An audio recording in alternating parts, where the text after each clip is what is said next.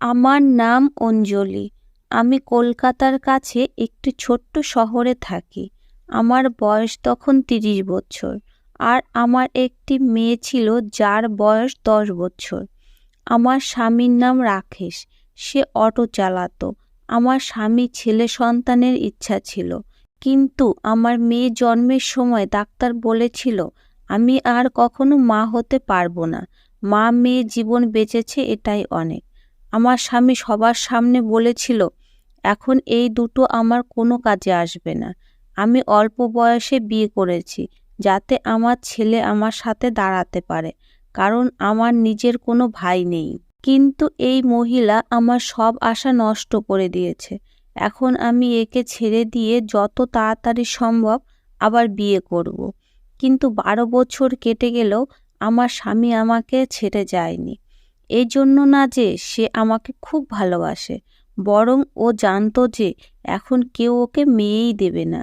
সারা এলাকায় এবং আত্মীয় স্বজনদের মধ্যে ও একজন কেয়ারলেস মানুষ হিসেবেই বিখ্যাত ছিল। ও অটো বিক্রি করে দিয়েছে। আমি বাড়িতে কাপড় সেলাই করতাম আর তা দিয়ে সংসার চলতো। মাঝে মাঝে রাকেশ কিছু টাকা পয়সা নিয়ে আসতো, কিন্তু সবাই জানতো যে ওর নির্দিষ্ট কোনো ইনকাম নেই। এটা তো সত্যি যে কেউ মেয়ে দেওয়ার আগে তার ইনকাম জিজ্ঞেস করবে এবং কেন সে প্রথম স্ত্রীকে ছেড়ে দিয়েছে তাও দেখবে। এখন আমার মেয়েও আমার সমান লম্বা হয়ে গেছে। ওর নাম আমি ডিম্বল রেখেছি। ও খুব সুন্দরী এবং খুবই আশ্চর্য যে ওই আমাদের ফ্যামিলির প্রথম মেয়ে যার গায়ের রং খুব ফর্সা। কিন্তু আমার মেয়েটি খুবই সরল, কারণ আমি ওকে সারা জীবন আমার কোলে আগলে রেখেছি, এই ভেবে যে আমার একটাই মেয়ে আর আমার কোনো সন্তানও হবে না। যদি ওর কিছু হয় আমি একলা হয়ে যাব। তাই আমি সবসময় ওকে আগলে রাখতাম। এতে এটা হলো যে ও প্রয়োজনের চেয়ে বেশি সরল হলো। কোনো ব্যাপারে ওর তেমন ধারণাই ছিল না। আমি ওকে পাড়ার মেয়েদের সাথে খেলতেও দিতাম না। ফলে ওর সাথে কারো বন্ধুত্বও হয়নি। তাই ও অন্য মেয়েদের সাথে বেশি সময় কাটাতো না। আমি ওকে কোথাও বেড়াতেও নিয়ে যেতে পারিনি, কারণ আমি গরিব, আর গরিবের তেমন আত্মীয় কোথায়। কিন্তু আমি ভাবতাম যে আমি ওর সাথে আছি, আমি সারা জীবন ওর যত্ন নেব। আমি ওকে বাইরে বিপদ থেকে তো রক্ষা করতাম, কিন্তু আমি জানতাম না যে মাঝে মাঝে বিপদ ভিতর থেকেও আসে। যাই হোক, এইটা একটা বড় গল্প। আমার মেয়ে যখন একটু বড় হলো, আমার স্বামী ওকে খুব ভালোবাসতে শুরু করে, যদিও সে সারা জীবন ওকে ঘৃণা করে এসেছে। ওকে বলতো তোর জন্য তোর মা বন্ধ্যা হয়েছে, আর তাই আমার আর ছেলে হয়নি, নইলে আমার 10টা ছেলে হতো। কিন্তু আমি বলতাম এটা তো ভাগ্যের ব্যাপার, এতে আমার মেয়ের কোনো দোষ নেই। কিন্তু তবুও সে মেয়েকে ঘৃণা করত, ওকে কটু কথা শোনাতো, মেয়েকে নিজের সাথে কোথাও নিয়ে যেত না, ওকে নিজের মেয়ে মনেই করতো না। এমনকি আদর করে কখনো ওর মাথায় হাত অবধি রাখেনি। কিন্তু আজ সামনের দৃশ্য দেখে অবাক হয়ে গেলাম। রাকেশ মেয়েকে নিয়ে বসে আছে আর ওর সাথে খুব ভালো করে কথা বলছে।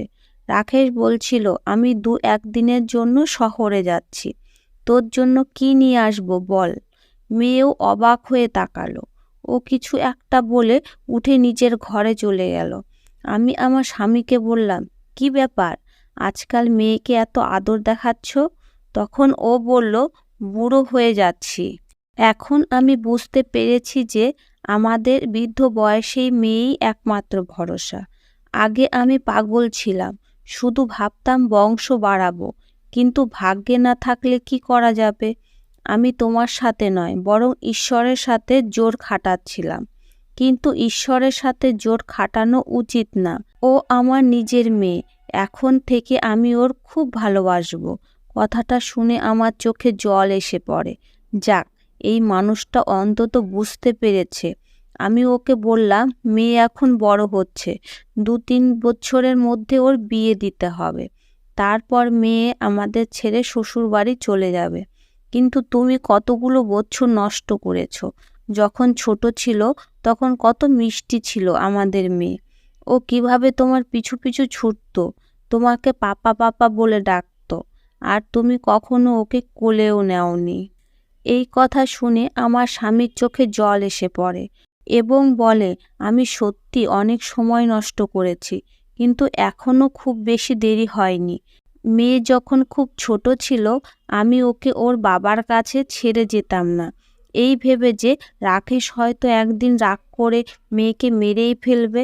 তবে এখন আমি নিশ্চিত যে ওর মনে মেয়ের প্রতি ভালোবাসা জন্মেছে।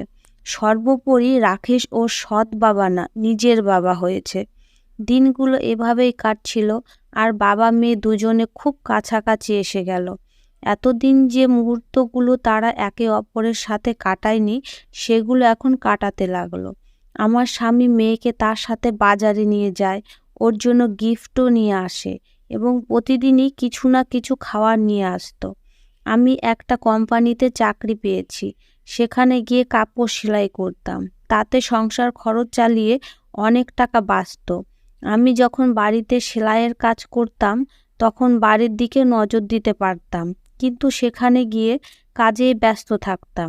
আগে আমি এই কাজ করতে চাইনি, কিন্তু এখন আমি ভাবছি যে আমার স্বামী বাড়িতে তো থাকে, তাই মেয়ের যত্ন নিতে পারবে। আগে তো যুবতী মেয়েকে বাড়িতে একা রেখে যেতে পারতাম না, তবে এখন বাড়ির পরিবেশ আলাদা, তাই ভাবলাম এই কাজটা করি।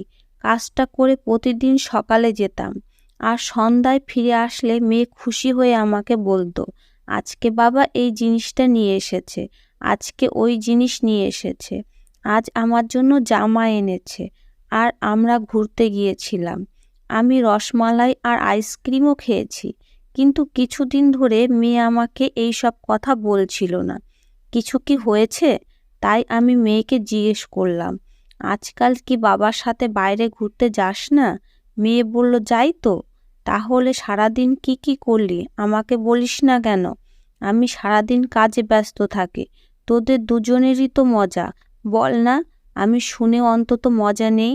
আমি হাসিমুখে মেয়ের সাথে কথা বলছিলাম, কারণ ওর জন্য আমি খুব খুশি ছিলাম, কিন্তু ওকে মোটেও খুশি দেখাচ্ছিল না। তারপর থেকে মেয়ে অসুস্থ হতে শুরু করে। কখনো সে বলে কোমরে ব্যথা, কখনো বলে পায়ে ব্যথা। আমি বুঝতেই পারছি না ওর কি হয়েছে। আমাদের পুরো গ্রামে একজনই ডাক্তার ছিলেন। আমি তার সাথে কথা বললে তিনি বললেন যে মেয়ে যুবতী হয়ে উঠেছে বলেই এই সব হচ্ছে। বেশি চিন্তা করো না, যখন ব্যথা হবে তখন ব্যথার ওষুধ খাওয়াবে, আর তাকে ভালোভাবে খাবার দাবার খাওয়াও। ওকে দুধ ফল খাওয়ালে ও ভালো হয়ে যাবে। আমি বললাম, ঠিক আছে। আর আশ্চর্যের বিষয়, কিছুদিন থেকে আমার স্বামী খুব খুশি খুশি থাকতো, তার মেজাজও খুব ভালো থাকতো। অনেক দিন আমার সাথে তার ঝগড়াও হয়নি। সে বাড়িতে বাজার করেও নিয়ে আসতো, কিন্তু আমার কাছ থেকে দূরে দূরে থাকতো। আমাদের কি এমন বয়স হয়েছে, আর ও যদি এতই খুশি থাকে, তাহলে আমার সাথেও কিছুটা ভালোবাসা শেয়ার করতে পারে। সারা জীবন ও আমার সাথে ঝগড়াই করে এসেছে। এখন ও আমার কাছ থেকে এমনভাবে পালিয়ে বেড়ায় যেন আমি ওর কাছে পরনারী। ও যা বলল তাতে আমি কিছুটা আশ্চর্য হলাম, কিন্তু সময়ের অভাবে আমি অন্য কিছু ভাবার বা করার সময় পাইনি।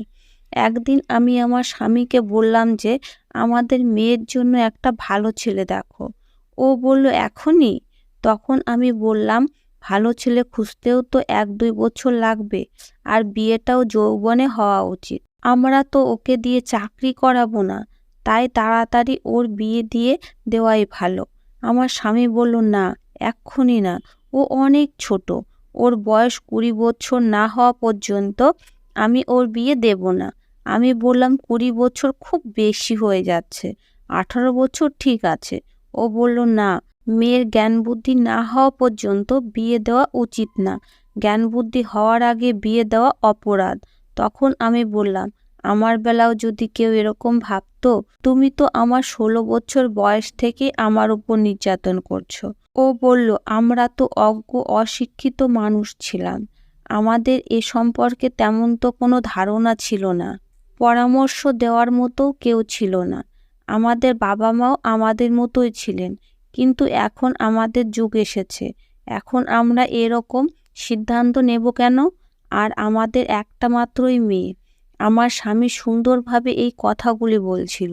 নইলে তো সারা জীবন সে আমাকে এই খোঁটাই দিয়েছে যে একটা মাত্র মেয়ে জন্ম দিয়েই বাঁচা হয়ে গেছে। মেয়ে দিয়ে আমি কি করব? এ তো আমার বংশ বাড়াবে না, শুধু আমার খরচ করিয়ে অন্যের ঘরে চলে যাবে।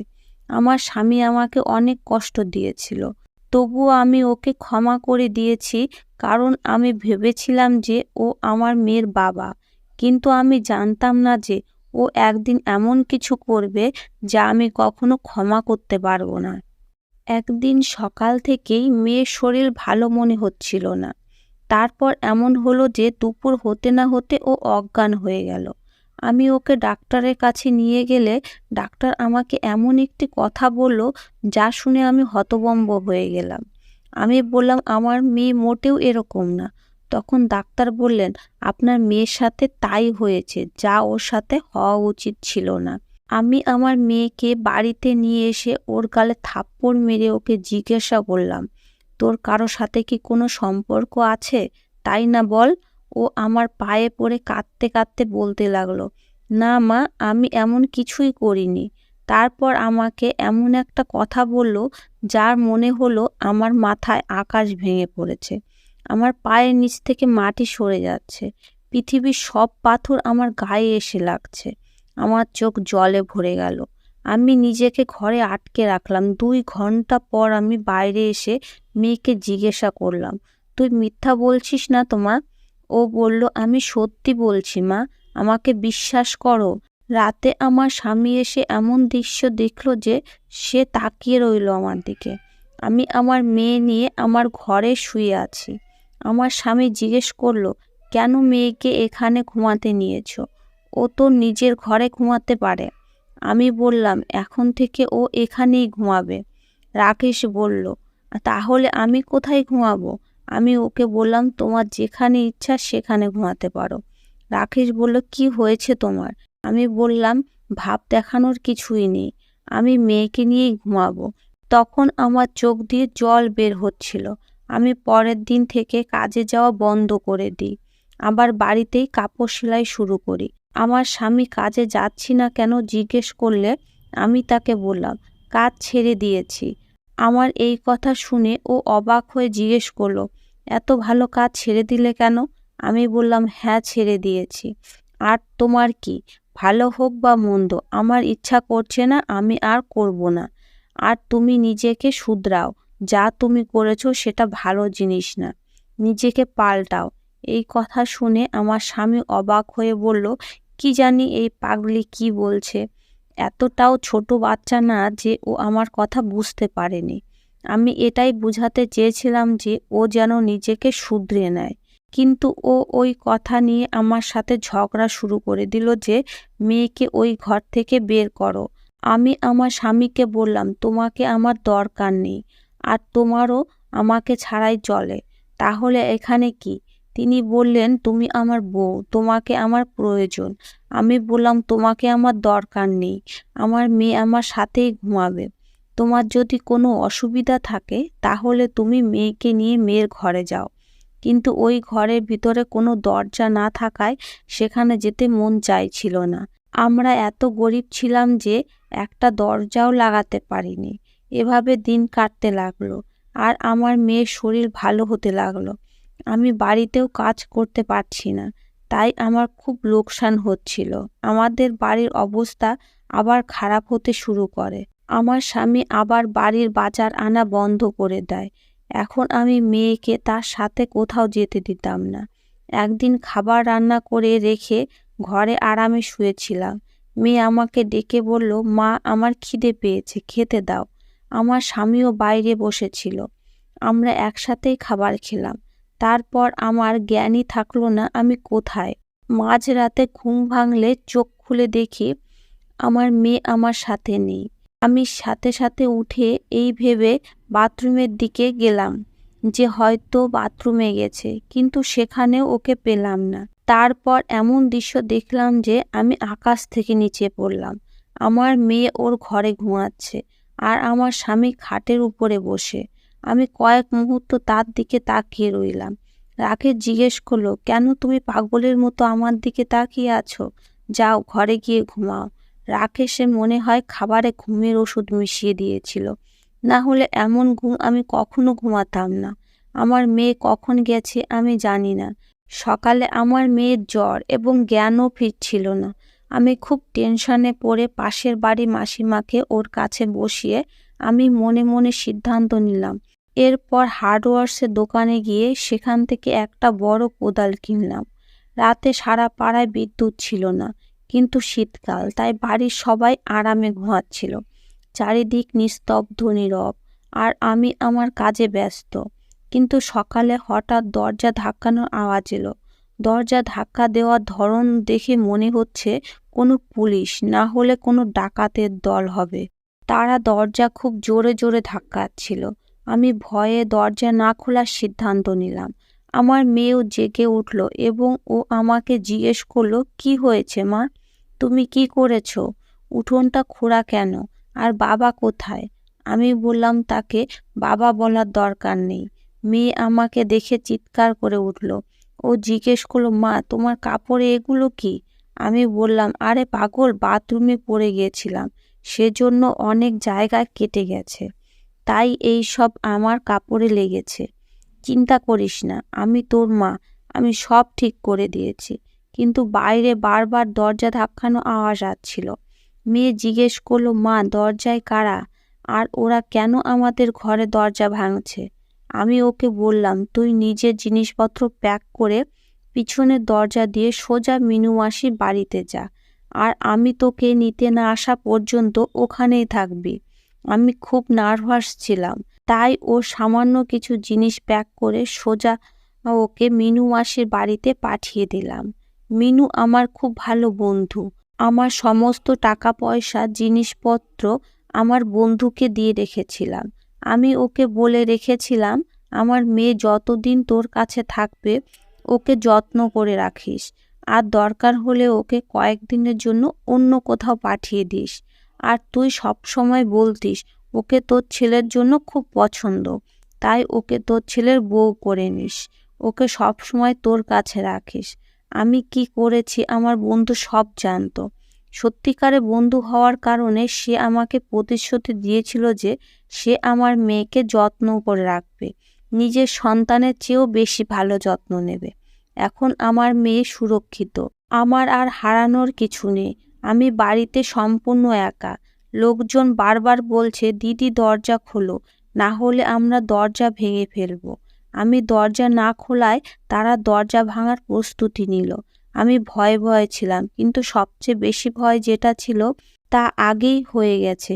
চোখে জল মুছলাম। কিছুক্ষণ পর দরজা ভেঙে পুলিশ ও কিছু নিউজ চ্যানেলের লোকজন ভিতরে ঢুকলো, আর সামনের দৃশ্য দেখে তারা অবাক হয়ে গেল।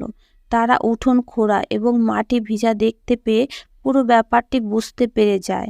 এরপর পুলিশ মাটি সরালে সেখানে উপস্থিত সবার চোখ বড় বড় হয়ে যায়। আমি এমনভাবে দাঁড়িয়েছিলাম যেন কিছুই হয়নি। তারা সবাই অবাক হয়ে আমার দিকে তাকালো এবং লেডিস কনস্টেবল আমাকে ধরে ফেলল। আমি বললাম, আমার কোনো আফসোস নেই, এই খবর পুরো পাড়ায় ছড়িয়ে পড়েছে। তারা জিজ্ঞেস করলো, তোমার মেয়ে কোথায়? আমি বললাম, সে কারো সাথে পালিয়ে গেছে, আর আমি জানি না সে কোথায়। আমি মিথ্যা বলেছি, কারণ আমি চাইনি তারা আমার মেয়েকে জিজ্ঞাসাবাদ করুক এবং সেও জেনে যাক আমি কি করেছি। কিন্তু সবচেয়ে বড় প্রশ্ন হলো, আমার স্বামী কোথায়? তিনি ঠিক সেখানেই যেখানে তার থাকার কথা, কারণ সে যা করেছিল তারপরে তার জায়গা ওটাই ছিল। ওরা আমাকে নিয়ে চলে গেল।